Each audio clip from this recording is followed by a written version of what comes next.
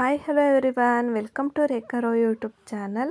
ನಾನಿವತ್ತು ಚಪಾತಿ ಜೊತೆ ರೊಟ್ಟಿ ಜೊತೆ ಸೂಪರ್ ಟೇಸ್ಟಿಯಾಗಿರುವಂತಹ ಬೆಂಡೆಕಾಯಿ ಪಲ್ಯನ ಹೇಗೆ ಮಾಡೋದು ಅಂತ ತೋರಿಸ್ಕೊಡ್ತಾ ಇದ್ದೀನಿ. ಆರೋಗ್ಯಕ್ಕೆ ತುಂಬಾ ಒಳ್ಳೆಯದು. ಬನ್ನಿ ಇವಾಗ ಇದನ್ನ ಹೇಗೆ ಮಾಡೋದು ಅಂತ ನೋಡ್ಕೊಂಬರೋಣ.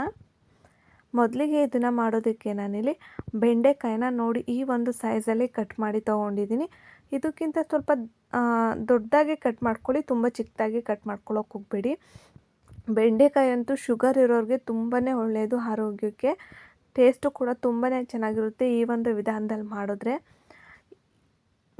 ಇದರಲ್ಲಿ ಒಂದು 4 ಜನಕ್ಕೆ ಆಗುತ್ತೆ. ಓಕೆನಾ, ನಾನು ತೊಗೊಂಡಿರೋಂಥ ಬೆಂಡೆಕಾಯಲ್ಲಿ 4 ಜನಕ್ಕೆ ಪಲ್ಯ ಆಗುತ್ತೆ. ಈಗ ನೋಡಿ, ಇಲ್ಲಿ ನಾನು ತೋರಿಸ್ತಿದ್ದೀನಲ್ಲ, ಈ ನಾರನ್ನೆಲ್ಲ ತೆಗಿಬೇಕು. ಈಗ ನಾವು ಈ ನಾರನ್ನೆಲ್ಲ ಹೇಗೆ ತೆಗೆಯೋದು ಅಂತ ನೋಡ್ಕೊಂಡು ಬರೋಣ.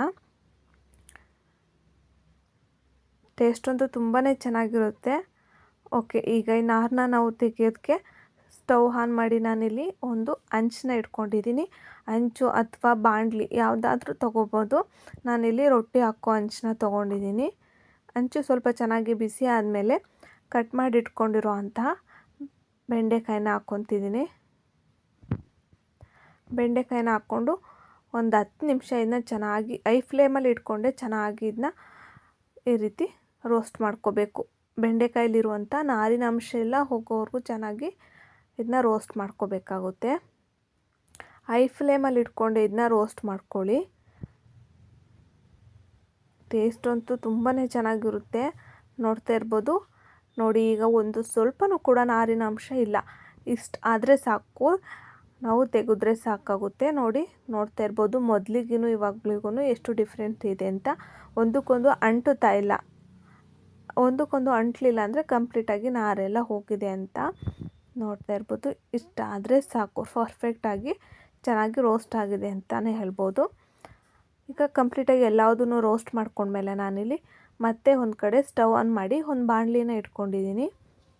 ಬಾಣಲಿ ಸ್ವಲ್ಪ ಬಿಸಿ ಆದಮೇಲೆ ಇದಕ್ಕೆ 2 ಟೇಬಲ್ ಸ್ಪೂನು ಎಣ್ಣೆನ ಹಾಕ್ಕೊತಾ ಇದ್ದೀನಿ. ನಾನಿಲ್ಲಿ ಜಾಸ್ತಿ ಎಣ್ಣೆನ ಯೂಸ್ ಮಾಡೋದಿಲ್ಲ, ಅದಕ್ಕೋಸ್ಕರ 2 ಸ್ಪೂನ್ ಎಣ್ಣೆನ ಹಾಕ್ಕೊಂಡಿದ್ದೀನಿ. ನಿಮಗೆ ಬೇಕು ಅಂದರೆ ಇನ್ನೊಂದು 2 ಸ್ಪೂನ್ ಎಕ್ಸ್ಟ್ರಾ ಹಾಕ್ಕೋಬೋದು. ಎಣ್ಣೆ ಸ್ವಲ್ಪ ಬಿಸಿ ಆದಮೇಲೆ ಇದಕ್ಕೆ 1.5 ಸ್ಪೂನಷ್ಟು ಕಡಲೆಬೇಳೆನ ಹಾಕ್ಕೊತಿದ್ದೀನಿ. ನೋಡಿ, ಕಡಲೆಬೇಳೆ ಒಂದು ಸ್ವಲ್ಪ ಕಲರ್ ಚೇಂಜ್ ಆಗೋ ತನಕ ಚೆನ್ನಾಗಿ ಫ್ರೈ ಮಾಡ್ಕೋಬೇಕು. ನಾನಿಲ್ಲಿ ಪ್ಯೂರು ಕಡಲೆಕಾಯಿ ಎಣ್ಣೆನ ಯೂಸ್ ಮಾಡಿರೋದ್ರಿಂದ ಈ ರೀತಿ ನೊರೆ ಥರ ಬರ್ತಾಯಿದೆ. ಓಕೆನಾ,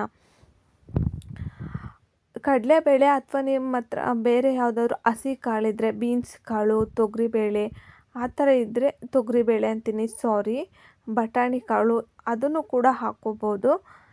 ಹಸಿ ಕಾಳು ಹಾಕ್ಕೊಳ್ಳೋದ್ರಿಂದ ಟೇಸ್ಟ್ ತುಂಬಾ ಚೆನ್ನಾಗಿರುತ್ತೆ. ನೆನೆಸಿಟ್ಟಿರೋಂಥ ಕಡಲೆಕಾಳು ಸೂಪರಾಗಿರುತ್ತೆ. ಅದಾದಮೇಲೆ ಒಂದು ಅರ್ಧ ಸ್ಪೂನು ಸಾಸಿವೆ ಹಾಗೂ 1 ಕಡ್ಡಿ ಕರಿಬೇವಿನ ಎಲೆನ ಹಾಕ್ಕೊತಾ ಇದ್ದೀನಿ. ಹಾಗೆ ಒಂದು ಮೀಡಿಯಮ್ ಸೈಜು ಈರುಳ್ಳಿನ ಈ ರೀತಿ ಸಣ್ಣದಾಗಿ ಕಟ್ ಮಾಡಿ ಹಾಕ್ಕೊತಿದ್ದೀನಿ. ಈಗ ಈರುಳ್ಳಿಯಲ್ಲಿರುವಂಥ ಹಸಿ ಸ್ಮೆಲ್ಲೆಲ್ಲ ಹೋಗಿ ಸ್ವಲ್ಪ ಕಲರ್ ಚೇಂಜ್ ಆಗೋ ತನಕ ಚೆನ್ನಾಗಿ ಫ್ರೈ ಮಾಡ್ಕೋಬೇಕು. ಟೇಸ್ಟ್ ಅಂತೂ ತುಂಬಾ ಚೆನ್ನಾಗಿರುತ್ತೆ, ಆರೋಗ್ಯಕ್ಕೆ ತುಂಬಾ ಒಳ್ಳೆಯದು. ಅದರಲ್ಲೂ ಚಪಾತಿ ಜೊತೆ ಸೂಪರ್ ಕಾಂಬಿನೇಷನ್ ಅಂತಲೇ ಹೇಳ್ಬೋದು. ನೋಡಿ, ಈಗ ಈರುಳ್ಳಿಯಲ್ಲಿರುವಂಥ ಹಸಿ ಸ್ಮೆಲ್ಲೆಲ್ಲ ಹೋಗಿ ಕಲರ್ ಚೇಂಜ್ ಆದಮೇಲೆ ನೋಡಿ, ಇದಕ್ಕೆ ಒಂದು ಟೊಮೊಟೊದಲ್ಲಿ ಅರ್ಧ ಟೊಮೊಟೊ ಹಾಕ್ಕೊತಿದ್ದೀನಿ. ಸ್ವಲ್ಪ ಚಿಕ್ಕ ಟೊಮೊಟೊ ಆದರೆ 1 ಹಾಕ್ಕೊಳ್ಳಿ, ದಪ್ಪ ಸೈಜ್ ಟೊಮೊಟೊ ಆದರೆ ಅರ್ಧ ಟೊಮೊಟೊ ಹಾಕ್ಕೊಂಡ್ರೆ ಸಾಕು. ಈಗ ಒಂದು 1/4 ಟೀ ಸ್ಪೂನಷ್ಟು ಅರಿಶಿನ ಹಾಕ್ಕೊತಿದ್ದೀನಿ. ಹಾಗೆ ರುಚಿಗೆ ತಕ್ಕಷ್ಟು ಉಪ್ಪು ನೋಡಿಬಿಟ್ಟು ಉಪ್ಪು ಹಾಕ್ಕೊಳ್ಳಿ. ಅರಳುಪ್ಪು ಹಾಕ್ಕೊಳ್ಳೋದಕ್ಕೆ ಹೋಗ್ಬಿಡಿ, ಪುಡಿ ಉಪ್ಪನ್ನೇ ಹಾಕ್ಕೊಳ್ಳಿ. ಈಗ ಟೊಮೊಟೊ ಎಲ್ಲ ಚೆನ್ನಾಗಿ ಸ್ಮ್ಯಾಶ್ ಆಗಬೇಕು. ಅಲ್ಲಿವರೆಗೂ ಚೆನ್ನಾಗಿ ಲೋ ಫ್ಲೇಮಲ್ಲೇ ಇದನ್ನ ಕುಕ್ ಮಾಡ್ಕೋಬೇಕಾಗುತ್ತೆ. ಚೆನ್ನಾಗಿ ಮಿಕ್ಸ್ ಮಾಡ್ಕೊಳ್ಳೋಣ. ಇವಾಗ ಇದಕ್ಕೆ ನಾನಿಲ್ಲಿ ಒಂದು ಅರ್ಧ ಸ್ಪೂನ್ ಇಲ್ಲ 1 ಸ್ಪೂನು ಚಿಲ್ಲಿ ಪೌಡರ್ನ ಹಾಕ್ಕೊತಿದ್ದೀನಿ. ಖಾರ ನೋಡ್ಕೊಂಡು ಹಾಕ್ಕೊಳ್ಳಿ. ಖಾರ ಆಗಿದ್ದರೆ ಸ್ವಲ್ಪ ಕಡಿಮೆ ಹಾಕ್ಕೊಳ್ಳಿ, ಇಲ್ಲಾಂದರೆ ಒಂದು ಸ್ವಲ್ಪ ಜಾಸ್ತಿನೇ ಚಿಲ್ಲಿ ಪೌಡರ್ ಯೂಸ್ ಮಾಡ್ಬೋದು. ಹಾಗೆ ಒಂದು 1/4 ಟೀ ಸ್ಪೂನಷ್ಟು ಧನಿಯಾ ಪೌಡರ್ನ ಹಾಕ್ಕೊತಿದ್ದೀನಿ. ಎರಡನ್ನೂ ಹಾಕ್ಕೊಂಡು ಚೆನ್ನಾಗಿ ಒಂದು ಸಲ ಮಿಕ್ಸ್ ಮಾಡ್ಕೊಳ್ಳೋಣ. ನಾನಿಲ್ಲಿ ಹಸಿ ಮೆಣಸಿನ್ಕಾಯಿನ ಯೂಸ್ ಮಾಡಿಲ್ಲ, ಅದಕ್ಕೋಸ್ಕರ ಸ್ವಲ್ಪ ಚಿಲ್ಲಿ ಪೌಡರ್ನ ಜಾಸ್ತಿ ಹಾಕ್ಕೊಂಡಿದ್ದೀನಿ. 1 ಸ್ಪೂನ್ ಹಾಕ್ಕೊಂಡಿದ್ದೀನಿ. ಹಾಗೆ ಇದಕ್ಕೆ ಒಂದು 1/4 ಕಪ್ಪಷ್ಟು ನೀರನ್ನ ಹಾಕ್ಕೊಳ್ಳೋಣ. ಜಾಸ್ತಿ ನೀರು ಹಾಕ್ಕೊಳ್ಳೋಕೆ ಹೋಗಬೇಡಿ, ತುಂಬಾ ನೀರು ಹಾಕ್ಕೊಂಡ್ರೆ ಒಂಥರ ಫುಲ್ ಪಾಯಸ ಆದಂಗೆ ಆಗಿಬಿಡುತ್ತೆ. ಅದಕ್ಕೋಸ್ಕರ ಒಂದು 1/4 ಕಪ್ ನೀರು ಹಾಕ್ಕೊಂಡ್ರೆ ಸಾಕು. ನೋಡಿ, ಈಗ ಇದಕ್ಕೆ ನಾನು ಒಂದು 1/4 ಟೀ ಸ್ಪೂನಷ್ಟು ಗರಂ ಮಸಾಲಾನ ಹಾಕ್ಕೊತಿದ್ದೀನಿ. ಗರಂ ಮಸಾಲ ಇದ್ದರೆ ಹಾಕ್ಕೊಳ್ಳಿ, ಇಲ್ಲಾಂದರೆ ಸ್ಕಿಪ್ ಮಾಡ್ಬೋದು. ಮತ್ತು ಒಂದು ಸಲ ಇದನ್ನ ಚೆನ್ನಾಗಿ ಮಿಕ್ಸ್ ಮಾಡ್ಕೋಬೇಕಾಗುತ್ತೆ. ನೋಡ್ತಾ ಇರ್ಬೋದು ಮಸಾಲನೂ ಕೂಡ ತುಂಬಾ ಚೆನ್ನಾಗಿದೆ, ಚೆನ್ನಾಗಿ ಕಾಣಿಸ್ತಿದೆ. ಸ್ಮೆಲ್ಲು ಕೂಡ ತುಂಬಾ ಚೆನ್ನಾಗಿ ಬರ್ತಾ ಇರುತ್ತೆ. ನೋಡ್ತಾ ಇರ್ಬೋದು, ತೋರಿಸ್ತೀನಿ ನೋಡಿ ಎಷ್ಟು ಚೆನ್ನಾಗಿ ಬಂದಿದೆ ಅಂತ. ಸೈಡಲ್ಲಿ ಎಣ್ಣೆ ಎಲ್ಲ ಚೆನ್ನಾಗಿ ಬಿಡ್ಕೊಂಡಿದೆ. ಇವಾಗ ಇದಕ್ಕೆ ನಾನು ಸಣ್ಣ ಸಣ್ಣದಾಗಿ ಕಟ್ ಮಾಡಿಟ್ಕೊಂಡಿರೋಂಥ ಸ್ವಲ್ಪ ಕೊತ್ತಂಬರಿ ಸೊಪ್ಪನ್ನ ಹಾಕ್ಕೊತಿದ್ದೀನಿ. ಕೊತ್ತಂಬರಿ ಸೊಪ್ಪು ಹಾಕ್ಕೊಳ್ಳೋದ್ರಿಂದ ಫ್ಲೇವರ್ ಚೆನ್ನಾಗಿರುತ್ತೆ, ಚೆನ್ನಾಗಿ ಟೇಸ್ಟ್ ಕೊಡುತ್ತೆ. ಮತ್ತು ಒಂದು ಸಲ ಚೆನ್ನಾಗಿ ಮಿಕ್ಸ್ ಮಾಡ್ಕೊಳ್ಳೋಣ. ಆದಷ್ಟು ಲೋ ಫ್ಲೇಮಲ್ಲೇ ಇಟ್ಕೊಂಡು ಇದನ್ನ ಕುಕ್ ಮಾಡ್ಕೊಳ್ಳಿ. ಇವಾಗ ಇದಕ್ಕೆ ನಾವು ಚೆನ್ನಾಗಿ ರೋಸ್ಟ್ ಮಾಡಿ ಇಟ್ಕೊಂಡಿರೋಂತಹ ಬೆಂಡೆಕಾಯಿನ ಹಾಕ್ಕೊತಿದ್ದೀನಿ. ನೋಡಿ ಸ್ವಲ್ಪನೂ ಕೂಡ ನಾರಿನಾಂಶ ಇಲ್ಲ. ಈ ರೀತಿ ಇದ್ದರೆ ಒಂದಕ್ಕೊಂದು ಅಂಟೋದು ಇಲ್ಲ, ತಿನ್ನೋದಕ್ಕೂ ಕೂಡ ತುಂಬಾ ಚೆನ್ನಾಗಿರುತ್ತೆ ಬೆಂಡೆಕಾಯಿ ಪಲ್ಯ. ನೋಡಿ ಈಗ ಮತ್ತೆ ಇದನ್ನ ಚೆನ್ನಾಗಿ ಮಿಕ್ಸ್ ಮಾಡ್ಕೊಳ್ಳೋಣ. ಮಸಾಲೆ ಎಲ್ಲ ಮಿಕ್ಸ್ ಆಗಬೇಕು ಬೆಂಡೆಕಾಯಿಗೆ, ಆ ರೀತಿ ಇದನ್ನ ಚೆನ್ನಾಗಿ ಮಿಕ್ಸ್ ಮಾಡ್ಕೋಬೇಕು. ತುಂಬ ನೀರು ಹಾಕ್ಕೊಂಬಿಟ್ರೆ ಫುಲ್ ಕಲಿಸ್ದಂಗೆ ಆಗಿಬಿಡುತ್ತೆ, ಚೆನ್ನಾಗಿರೋದಿಲ್ಲ. ಈ ರೀತಿ ಉದುರು ಆಗಿದ್ರೇ ತಿನ್ನೋದಕ್ಕೆ ಚೆನ್ನಾಗಿರುತ್ತೆ.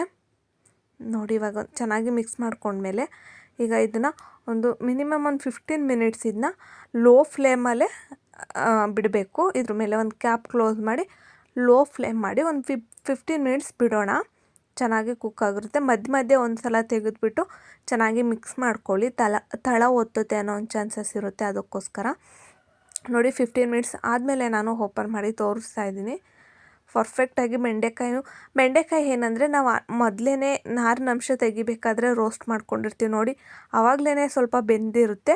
ಇವಾಗ ಒಂದು 15 ಮಿನಿಟ್ಸ್ ಬೇಯಿಸ್ಕೊಂಡ್ರೆ ಸಾಕು, ಚೆನ್ನಾಗಿರುತ್ತೆ ತಿನ್ನೋದಕ್ಕೆ. ಸೂಪರಾಗಿರುತ್ತೆ ಅಂತಲೇ ಹೇಳ್ಬೋದು. ನೋಡಿ ಎಷ್ಟು ಪರ್ಫೆಕ್ಟಾಗಿ ಬಂದಿದೆ ಅಂತ, ಉದುರುದ್ರವಾಗಿ ಬಂದಿದೆ. ರೊಟ್ಟಿ ಜೊತೆ, ಚಪಾತಿ ಜೊತೆ ಸೂಪರ್ ಕಾಂಬಿನೇಷನ್ ಅಂತಲೇ ಹೇಳ್ಬೋದು. ಇದ್ರ ಜೊತೆ ನೆನೆಸಿಟ್ಕೊಂಡಿರೋಂಥ ಹಸಿ ಕಾಳು ಯಾವ್ದಾದ್ರು ಹಾಕಿದರೆ ಇನ್ನೂ ತುಂಬಾ ಚೆನ್ನಾಗಿರುತ್ತೆ ಟೇಸ್ಟು. ಕಡಲೆಬೇಳೆ ಹಾಕ್ಕೊಳ್ಳಿ, ಅದಾದರೂ ಒಂದು ಕಾಳು ಹಾಕ್ಕೊಳ್ಳಿ, ತಿನ್ನೋದಕ್ಕೆ ಚೆನ್ನಾಗಿರುತ್ತೆ ಬರೀ ಬೆಂಡೆಕಾಯಿ ತಿನ್ನೋದಕ್ಕಿಂತ. ನೋಡ್ತಾ ಇರ್ಬೋದು ಎಷ್ಟು ಚೆನ್ನಾಗಿ ಬಂದಿದೆ ಅಂತ, ಪರ್ಫೆಕ್ಟಾಗಿ ಬಂದಿದೆ. ಸೂಪರಾಗಿರುತ್ತೆ ಟೇಸ್ಟ್ ಅಂತೂ. ಓಕೆ ಗಾಯ್ಸ್, ಇದಾಗಿತ್ತು ನನ್ನ ಇವತ್ತಿನ ಒಂದು cooking recipe video. I hope ನಿಮಗೆಲ್ಲ ಈ ರೆಸಿಪಿ ಇಷ್ಟ ಆಗಿದೆ ಅಂದ್ಕೊತೀನಿ. ಇಷ್ಟ ಆಗಿದ್ದರೆ ಪ್ಲೀಸ್ ದಯವಿಟ್ಟು ಒಂದು ಲೈಕ್ ಕೊಡಿ, ಶೇರ್ ಮಾಡಿ, ಕಮೆಂಟ್ ಮಾಡಿ. ಹಾಗೆ ರೇಖಾ ಯೂಟ್ಯೂಬ್ ಚಾನಲ್ನ ಸಬ್ಸ್ಕ್ರೈಬ್ ಮಾಡ್ಕೊಳ್ಳಿ. Thank you for watching guys.